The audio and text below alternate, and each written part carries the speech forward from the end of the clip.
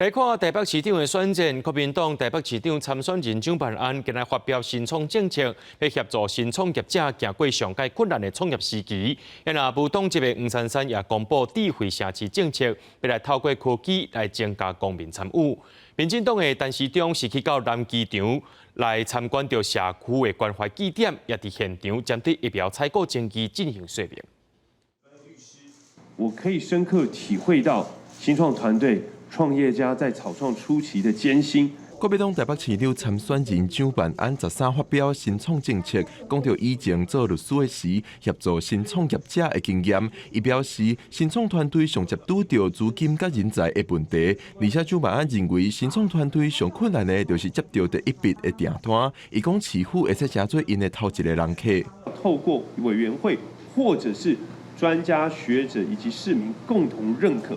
符合一定的资格，才能够得到市府第一笔订单。透过网络，就会使参访无党籍黄珊珊的竞选总部，看到伊所提出的政策。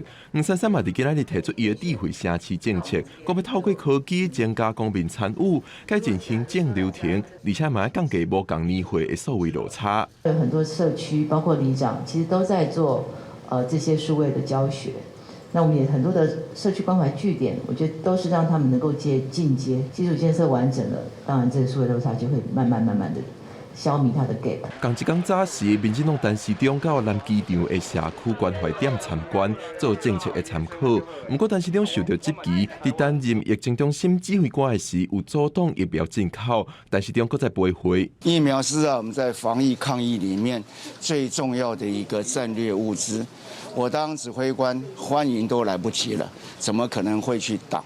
所以这样的一个讲法，坦白讲，在不合逻辑之下，确实会让人家感觉到有一点不平跟生气。黄珊珊表示，若是陈时中无挡疫苗，嘛希望伊甲大家说明到底是啥人咧挡。